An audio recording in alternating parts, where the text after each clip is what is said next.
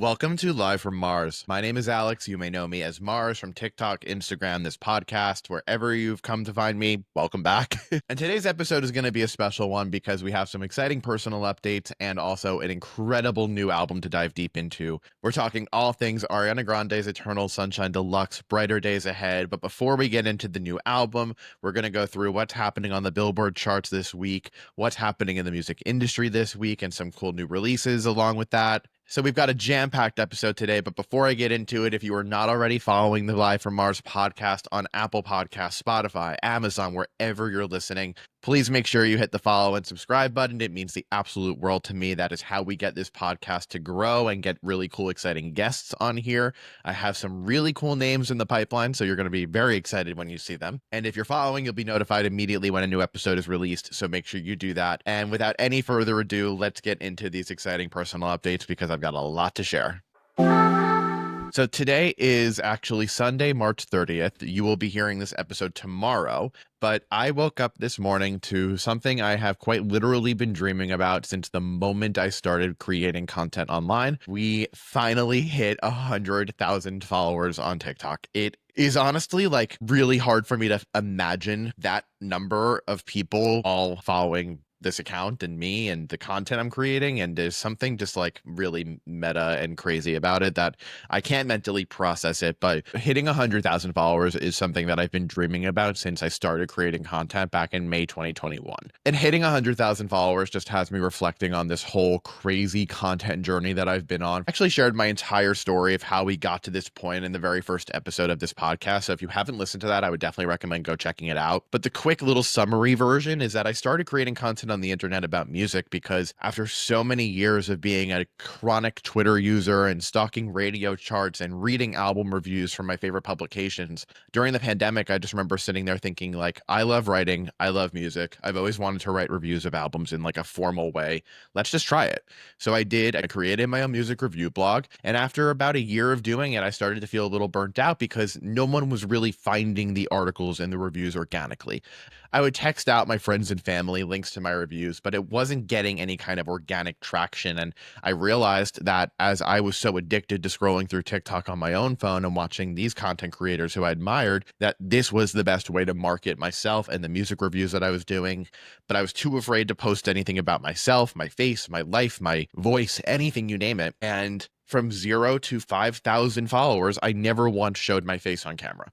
Around a certain point, I brought in my voice to do voiceovers, but I was so nervous about doing that. And then for 5,000, I got in front of the camera for the very first time to do a Harry Styles vinyl giveaway. And we've been on the up since then. Like, it's just crazy to think back to 5,000, how nervous I was sitting in this exact same chair to conquer a fear that had been set in my brain for so long. And now I truly can't imagine being behind the camera. It feels wrong because then there's no human to connect to. The early days of my content journey were all about vinyl records. It was about showing off my collection, tips and tricks on how to store your favorite records, clean them, showing off my collection of vinyl from a certain artist, a certain genre, a certain color of vinyl, the different cool patterns and pressings you can get. And it became so motivating and fun to find a community of people who loved this very niche topic as much as I did. And then eventually I felt like I needed to stretch my arms to get back to that music review side, and that is what's led us to where we are today, getting to do these reactions to live performances and songs and music videos and getting to give thorough first impression reviews of what I thought about the Ariana Grande album and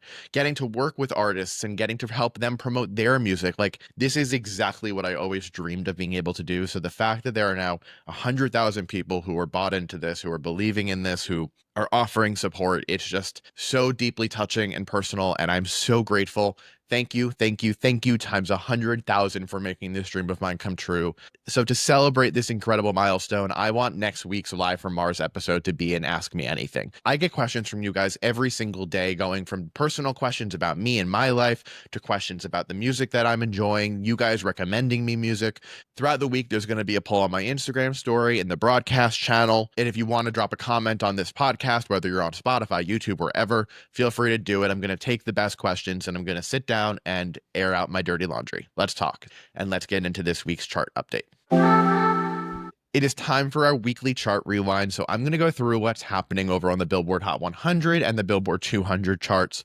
In case you're new, the Hot 100 is the chart for singles, the 200 chart is for albums. Let's start off with the Billboard Hot 100. The number one song in America right now continues to be Luther by Kendrick Lamar and SZA. Luther has now logged a 5th week at number one, and Luther landing another week at number one extends this reign for both Kendrick and SZA, making it their longest running song at number one on the Billboard Hot 100. So a huge congratulations to them. Pretty much since the Super Bowl, this song has been inescapable. It's continuing to perform extraordinarily well on TikTok. Kendrick and SZA are heading out on their co-headlining summer tour called the Grand National Tour. So I don't expect this song to really go anywhere, and it will only continue to be boosted by the tour performances going over social media. So prepare to be sicker of this song. Now, the story of the week on the Billboard charts is Playboi Carti's I Am Music debuting at number one on the Billboard 200, which we'll get to in a second. But over on the Hot 100, Playboi Carti lands at number 2 and number 4. Number 2 goes to Evil Jordan, and number 4 goes to his collaboration with The Weeknd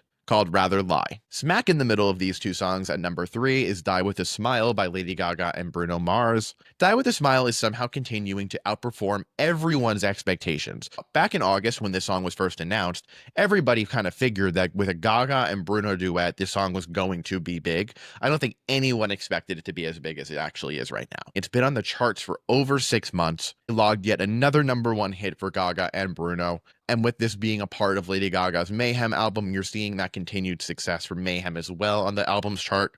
But before we get over there, number 5 on the Billboard Hot 100 is a fresh debut this week. Chappell Roan's The Giver. The Giver finally comes out after Chappell originally performed it back in November on Saturday Night Live. And then over the last few weeks, she has been putting up billboards in different cities and different single covers with her depicting different professions, a dentist, a doctor, whatever it is, all over the place. And The Giver seems to be connecting. Number 5 debut is incredibly strong for Chappell. That's a huge success, and it logs her first number 1 on the Hot Country charts. So a big congrats to Chappell. I'm excited to see how this song continues to perform as we head closer to summer. Whether this means we're getting a full new album from Chappell in the next couple months, we'll see. But moving over to the Billboard 200 chart, that Playboi Carti album called I Am Music officially debuted at number 1 on the Billboard 200 with 298,000 copies in its first week. That 298,000 copy debut makes I Am Music the biggest debut for a rap album in 2025 so far. Number 2 goes to Lady Gaga's Mayhem, moving down from the top spot with an additional 74,000 copies. It's definitely a healthy second week. You are seeing a drop off from week 1 to week 2. That is normal. It debuted with over 200,000 copies last time. 74K is a number that I'm happy with and rolling with as you're continuing to see Die With a Smile lead global Spotify charts, delivering insane streaming numbers every single day.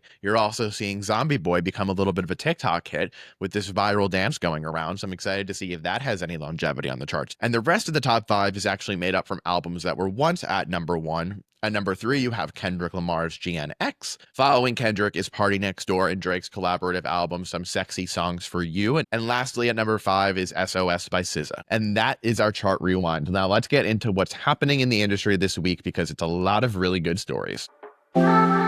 All right, so I've got 3 big pop stories for you that happened this week in music. So let's kick off with number 1, Dua Lipa. This was a big week to be Dua Lipa. For one, this week celebrated the 5-year anniversary of Future Nostalgia, which is insane to think about. I cannot believe it's been 5 years since that album came out, 5 years since the pandemic, and Future Nostalgia was basically the little train that could. It's wild to me how an album that leaked in its entirety 2 weeks before it even came out managed to become one of the most successful albums of the 2020s decade so far. I posted a video earlier this week going through all of Future Nostalgia's big accomplishments of the last 5 years, but the biggest thing that rings true to me is that this album really ushered in the disco revival that we are still seeing to this day in pop music. Future Nostalgia had 6 killer singles to its name, going from Don't Start Now into Physical into Break My Heart, to Levitating and Hallucinate and Love Again, and Levitating becoming one of the biggest hits, if not the biggest hit of Dua's entire career. It's one of the biggest songs of all time. This album is truly something special. It is so sonically cohesive. The disco production feels so at home within Dua's range. The use of sampling across the album to really usher in this retro futurism aesthetic. But right now in 2025, Dua Lipa is on tour, and while she's down under, she actually brought out Troye Sivan to a show in Melbourne where they performed his song Rush together. While Troy was actually out on stage, they started talking about the 2021 remix the two of them did for Dua's song Physical. The remix was recorded yet never released. We don't know exactly why, but Dua actually had it on a USB flash drive at the show, and she gave it to an audience member, specifically telling them to go leak it. The fan delivered, posting the song on social media, and it went completely viral. Let's take a quick listen to the remix. I need to go to sleep when I got you next to me. All night, I'm riding with you. I know you got my back, and you know I got you. So come on,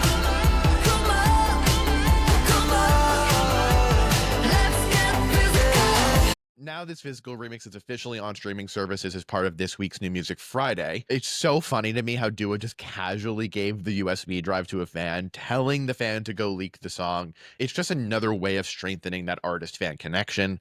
And we've seen now time and time again where an old song can blow up modern day because of social media, because of streaming services, and people going back into artists' like deeper discographies over the years. You're seeing a lot of these older songs blow up, and it's allowing artists to break down the very permanent walls that are structured around eras, especially in pop music. You would never think that in 2023, Taylor Swift would release Cruel Summer as a single from the album that came out in 2019. 4 years later, putting out Cruel Summer while she's promoting the ongoing Taylor's version releases and the Midnight's album. It was literally a question of what era are we in? And that's an incredible question to ask, because I love that it's so messy and blurry, and you could be pulling things from the past and today and bringing them all together into a modern angle. So Dua and Troy releasing this remix of Physical after 4 years feels like a great way to thank fans for 5 years of support on future nostalgia and ushering in what's to come next. Next up is Lana Del Rey. Now, Lana is said to be releasing her album called The Right Person Will Stay this coming May.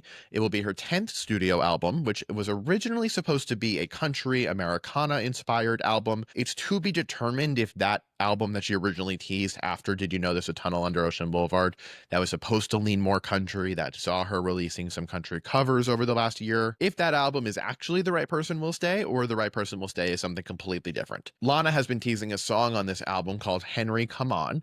Henry Come On, she actually posted a snippet of back in January 2024, but it's kind of getting weird to me that we're 2 months out from this album coming out and we still know pretty much nothing about it. Whether or not it will actually come out in May is to be seen. I can see this getting pushed just because it's classic Lana at this point. So we'll have to wait and see there. But probably the messiest music news story of the week goes to Selena Gomez and Benny Blanco's chart battle for #1 with their new album, I Said I Love You First. I Said I Love You First dropped last week. I went through my review of I Said I Love You First in last week's Live from Mars episode, so if you're interested in hearing that, go check out last week's episode. But in this huge battle for #1, Selena and Benny have been playing into all of the ongoing marketing tactics that have been pushing artists to #1 over the last few years. And what I mean by that is by releasing a ton of different digital versions of the album with a new song here and a new song there, doing what they can to increase sales and get it to the #1 spot. However, this Playboi Carti album, I Am Music, is performing extraordinarily well and is actually going to log yet another week at #1, pushing Selena and Benny's debut to the #2 spot. It ended up being a much closer chart battle than I think anyone was originally anticipating, where I Am Music was supposed to log another week at #1 with around 125,000 units or so. Selena and Benny's album was originally forecasted to debut with around 90,000 units, but because of these last-minute tactics and sales blitzes, it ended up pushing its way up to 120K. Of these different digital versions that were released, there were a few different ones to note. One of them included a 2016-2017 track called Stained that is now on streaming services as well. Great song, highly recommend checking out. There's also a new song called Talk, which is included in the Apple commercials you may be seeing. There's another version of the album called the Seven Heavens Edition, which was the original name of Selena's album that was supposed to drop in 2016-2017 and never ended up being released. That album would have been the one that had songs like Bad Liar and Fetish and Wolves and now Stained, and another song called That's When I'll Care. It felt like a way of kind of giving fans what they have been asking for so many years to get, which were these unreleased songs now coming in the form of this Selena Benny project. I don't really see exactly how these two worlds go together. It feels more like fan service than pursuit of artistry. But even though Selena and Benny aren't going to debut at #1, they're still having increasing support from streaming services on this album. Throughout this last week, each weekday it seemed like the streams were going up and up for this album, really because of 3 songs. First up is Selena's collaboration with the Marias called Ojos Tristes. Ojos Tristes very much sounds like a song by the Marias, but Selena Gomez works so well on its production. You then have a very similar story happening with Bluest Flame, which was co-written by Charlie XCX. It sounds very much like a Charlie XCX song, but again, Selena works very well on that style of production, in my opinion. And then the third song seeing great numbers is How Does It Feel to Be Forgotten, because of the songwriting and the lyrics here alluding to a certain famous other A-list couple that Selena may have ties to. The song itself, I love the production on. It's woozy. It feels a little psychedelic and 70s guitar styles here. It's great to see these three songs having moments on the chart so far. We'll see where they continue to go. All right, time to get into the topic of the episode. Time to talk about what I've been itching to discuss in more detail. This is Ariana Grande's Eternal Sunshine Deluxe called Brighter Days Ahead. Brighter Days Ahead came out on Friday with 6 new songs, one of which is actually an extended version of Intro End of the World. That was the opening song on the standard Eternal Sunshine that came out last March. You get an entire new perspective on that one. We'll go into detail on that in a minute. You also get 5 new songs called Twilight Zone, Warm, Dandelion, Past Life, and Hampstead. Now, after my first listen, I immediately came to this conclusion, and since I've been listening to it on repeat since this came out, I can confidently say at this point that this album very well may be the best thing Ariana Grande has ever made musically. That is a huge statement to make, and I am aware of that. But let's talk about why I think that's the case. So the original Eternal Sunshine album that came out last year has 2 #1 hits to its name. You have Yes and We Can't Be Friends. But it felt like for myself, some other Ariana fans that I've spoken to, what I've seen on social media, and the general public's perception is that the original Eternal Sunshine era came and went very quickly. It did not make nearly enough noise despite having those 2 #1 singles to its name. Opening week truly felt like a moment for Ariana because of the We Can't Be Friends music video and her Saturday Night Live performance. But after that first week, it was kind of like crickets for a while. And it felt to me like a huge disservice to Eternal Sunshine because it is by far Ariana's most emotionally complex and emotionally in touch record to date. I think it is her best album. I used to go back and forth between Sweetener and Thank You Next when deciding what Ariana's best album is.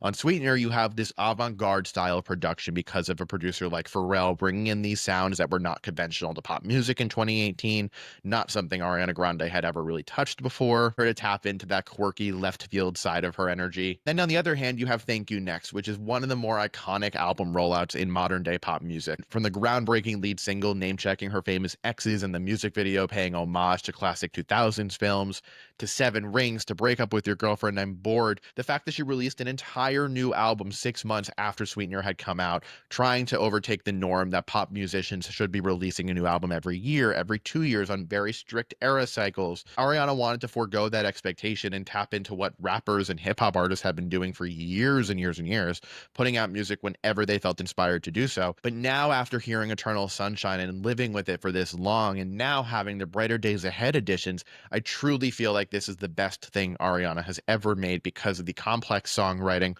Her enunciation is fantastic across the entire record. She is continuing to prove that she is a master of vocal producing, stacking these harmonies like it's no one's business. It's insane how these harmonies are stacked on almost every single one of the songs on this album. She's using her voice as an instrument to help tell the story in the music. It's the music that will send chills up your entire spine. It's also worth noting that these 5 net new songs, completely self-written by Ariana. No one else. She is the only credited writer on all 5 of these songs. They are coming straight from the heart, and you can tell that her songwriting has improved dramatically over the last few years. And we know that Ariana went back into the studio to work on these 5 new songs, and you can very much tell that she did. These do not feel like these were scrapped demos from the original Eternal Sunshine days. These are new songs that are adding complex dimension to the story she was already telling so beautifully on the standard edition of Eternal Sunshine, and you get even more detail now. So let's go through each one of these songs. I'll give you a little bit of a rundown as to what I thought when listening to it for the first time, but I do want to know what you guys are thinking of these, so make sure you drop a comment as well. Brighter Days Ahead kicks off with Intro End of the World, the extended version. Now, the original Intro End of the World opened up the album by posing the question, how do you know if you're in the right relationship? And that question is actually answered on the album's final song, Ordinary Things by Ariana's grandmother. Now the extended cut gives us even more insight into the answer that Nona delivers at the end of Ordinary Things. And unfortunately, it's not a happy one. You can feel this shift in perspective. It's not just uncertainty anymore, it's downright disappointment. Lyrics like, I broke your heart because you broke mine, so me, I am the bad guy. It shows how she's so deeply processed everything that's happened to her, both since Eternal Sunshine came out last year and since the end of this relationship. The production stays sparse, it's very low key, but the real driver of this song is Ariana's emotion, which you can hear so beautifully depicted in her vocal performance and in the song's production. So it's a worthy addition to Intro Into the World. It's probably one that people are going to skip more often because it's a song you may have already known a little bit of, but it definitely feels like a proper introduction to this deluxe universe. Which leads us into the first net new song called Twilight Zone. And it's not like I'm still not over you. It's so strange, this I never do. Not that I miss you, I don't. Sometimes I just can't believe you happened. Twilight Zone is the official next single off of Eternal Sunshine. It is co-produced by Max Martin and Ilya, who have had their hand in a number of Ariana hits pretty much since 2016 and before that even. Listening to Twilight Zone for the first time is one of those memories that I don't think I'll forget for a while because of just how euphoric I felt in the moment. It feels like a spiritual little sibling to We Can't Be Friends. In fact, the music video as part of this Brighter Days short film actually takes place in the same house where the We Can't Be Friends music video takes place, so it's a very clear continuation of the story told. As soon as you hear the opening notes of this song, the production immediately envelops you into the world of Twilight Zone. It is so dreamy and synthy and glossy and expansive, and it really feels like stunning. The production is stunning. I truly think that the Twilight Zone chorus may be one of the best parts of any Ariana Grande song she's ever made. In fact, the melody here where it goes like da da da da da da da da, it reminds me of a few different songs. The two that came to mind are Teenage Dream by Katy Perry. It's not like I'm still not over you. You make me feel like I'm living a teenage dream. The way you turn me on, I can't sleep. And You Get What You Give by New Radicals. Don't let go, you got the music in you. One dance left, this world is gonna pull through. The backbone of the production also reminded me of The Police's Every Breath You Take, and the songwriting here is so transparent and heartbreaking, like on We Can't Be Friends. Ariana showing how she really truly can't believe that she ended up in this situation. She's revisiting this relationship, wondering how it even happened in the first place, how she ended up misunderstanding her ex so much to the point that the entire thing feels like a dream. She's kind of offering one final message to him that she does still think about him from time to time, but she's more confused by herself and her own actions as to how she allowed this to happen. Having the emotional maturity to recognize that every decision you make in life has gotten you to the point where you're at today, that she wouldn't go back and change a thing because without that relationship, she wouldn't be in the loving one she is right now, and gone through the self-growth and the new experiences since that relationship ended. It doesn't mean that she doesn't still hold on to those memories and the pain and the hurt that came with it. I mean, in Don't Want to Break Up Again, she literally sings how she falls asleep crying and he turns up the TV. That was a lyric I could never get past. I'm just like, how do you lay in bed when your fiance is crying herself to sleep and you turn up the TV? I mean, come on. The delivery here is what makes this song so magical. Ariana has clearly proven, like I've said, that she can go ahead and belt away any song she ever wants to. But the fact that she carefully chooses when to belt, when not to, delivering Twilight Zone with such an airy and soft and tender tone, it makes the emotions land even harder. You feel the hurt and the heartbreak and the pain that's built into this experience, but also the newfound maturity to help move on from it. If I had to pick one song of these 6 for you to check out, this would be the one that I think I would recommend more than any other, but let's continue on to the others and see what you think. Following Twilight Zone is Warm. This one actually threw me off upon first listen because at first I thought that the lyrics were a little too on the nose for me about how she's cool on her own, bringing in cool with the chill element of the word, but then also bringing in the temperature side of it because she follows that lyric up by she'd rather be warm in someone else's arms. Now this song is completely stuck in my head, and the writing on here also alludes to a very famous moment from the Wicked promo tour where a reporter told Cynthia Erivo that people have been holding space with the lyrics of Defying Gravity. And in this video, you see Ariana go reach to hold Cynthia's finger. It became such a viral moment on social media because of just how confusing the saying is. So definitely go listen for that one because it'll give you a little chuckle. One of the two songs that I'm seeing people talk the most about has to be Dandelion. Now, the opening moments to Dandelion completely threw me off. I was in a state of shock when I heard this song because I was so excited to have a jazz song on an Ariana Grande album bringing in this trumpet. And you can see in my reaction that I posted on TikTok and Instagram to Dandelion that as soon as it transitions from this jazzy, like late night bar sound into this thumping trap inspired bass line, I immediately knew that we were not getting a calm jazz moment, and we were very much getting a return to the dirtiness and playfulness of Thank You Next and Physicians. On Dandelion, Ariana is right back in her Trappiana bag, releasing all of this built up sexual energy that she's been holding on to. It felt wise to me that she chose to save a song like Dandelion for the deluxe edition of Eternal Sunshine rather than putting it on the standard edition because of just the public perception of what this new relationship. I'm obsessed with the way that the production takes that trumpet and turns it into the backbone of the entire song, and it's a very bare bones moment on the album. You pretty much have the thumping trap inspired bass line, the trumpet being spliced up and making up the backbone of the production, but then really all else you have is Ariana's vocals, and she's using her harmonies and these vocal stacks to create other instruments in the song. It's truly a masterclass in vocal production. The lyrics here are just downright dirty and flat out horny. And then on Dandelion and a lot of Eternal Sunshine, you have the mixture of these more earthy, organic instruments meeting the digital production with the trap bass line, Ariana comping her vocals in stacks so they sound like these other instruments. I love the meeting of these two worlds, the organic, the inorganic, and it works so well on Dandelion and on the last song on the album, which I'll get to in a second. Past Life. Past Life is our penultimate song on Brighter Days Ahead. Simply said, vocally, ridiculous. Insane vocally. Past Life actually reminds me a ton of 2016's Touch It that was on Dangerous Woman. Ironically, it's a song that Ariana has said that she has hated, yet Past Life is very much in that same lane of these like magical vocals that she's delivering. The notes here are full-bodied and powerful. She pulls back, she's refrained, she's tight in these verses, but then lets it all out and goes for these crazy belts on the chorus. Lyrically, it's incredibly heavy as well. Past Life serves as an incredible example of how much Ariana has grown as an artist, as a vocalist, as a songwriter since 2014, 2016. My only issue with Past Life is that for me personally, I feel like it's a little bit sluggish at points where it could use a little bit quicker of a tempo and increase that BPM a little bit just so the song starts moving a little bit more.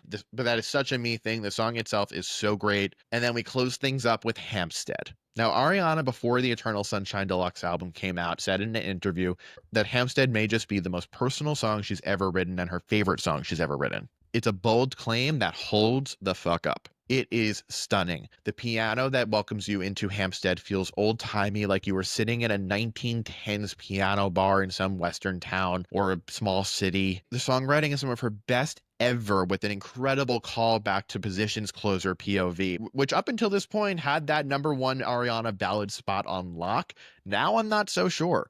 The lyric where she says, "I'd rather be seen and alive than dying by your point of view," is in direct contrast to what she sings about on POV and about her prior relationship. It's such a wise way of bridging these two moments together. They're both incredibly powerful ballads where she sounds freaking fantastic on them, but showcasing that growth and how what she learned about herself in POV, she's able to now take with even more maturity and bring it to the next level on a song like Hampstead. She flips I do, I do, I do from a wedding vow into a self-affirmation. So incredibly well done, well executed. Also, if you haven't yet watched the Brighter Days Ahead short film, the moment in the short film about Hampstead is so powerful. Ariana's father actually plays this mad scientist who is trying to bring his daughter back to life after she presumably died of heartbreak, pulling different pieces of her body together in a very Poor Things meets Frankenstein kind of way as they both revisit childhood memories. It's wild, it's surreal, it's very overly theatrical. Somehow it works. The concept may be a little chaotic, but it shows how deeply committed Ariana is to executing a fully realized artistic vision. So, to wrap up this conversation on Eternal Sunshine, Brighter Days Ahead, Ariana is in her auteur era. On Eternal Sunshine, Ariana is pretty much looking directly into the general public's face, looking at them dead in the eye and saying, "I don't care," turning her face the other way and walking away into doing whatever the hell makes her happy. This deluxe edition takes an album that was so deeply personal and so emotional to the next level, which I didn't even think was really possible. I'm so happy that this deluxe edition came out now, a year after the original version did, rather than a week later like some artists do for deluxe albums, or even a few days after the original releases. I don't really get it. From the deeply personal lyrics to the vocal mastery and the visual world building, it's truly a fully thought out concept that works. Ariana's reminding everybody she's not just a vocalist. She is not just a pop star. She is not just an actress. She is not just a songwriter. She is not just a performer. She is not just a producer or a director. She is Ariana Grande doing all of this. You're seeing someone who is so deeply integrated into her craft, a true student of everything she's doing, and you feel that level of commitment while listening to this deluxe edition of the album. I really think that this may be the very best thing Ariana has ever done. And it makes me even more excited for whatever she's going to do after this musically because of the leap in maturity and growth from Positions in 2020 to Eternal Sunshine this year and last. And I think that's everything on this album. But I am so curious to know what you guys are thinking about this album, what your favorite song is. So make sure you drop a comment, let me know what it is. But I'll leave you guys with what's to come next week on Live from Mars. Like I said earlier, because of 100,000 followers, I'm looking to do an Ask Me Anything episode next week. These questions can be personal about my life. These questions can be asking for my opinions on a certain album, a certain artist, a certain career move, a certain era, about social media content creation. You ask it, we'll talk about it. I'll also be sharing with you guys what happened in this week's chart update and the music industry. We have new music coming out next Friday, like we do every week, but next week I'm paying attention to Joe's new album. But to close out, thank you guys again for all of the love and support, both on TikTok, Instagram, YouTube, this podcast, with everything over these last 4 years. Again, if you are not already subscribed and following the podcast, please make sure you do that. Hope you guys enjoyed, and I will see you next week. Bye.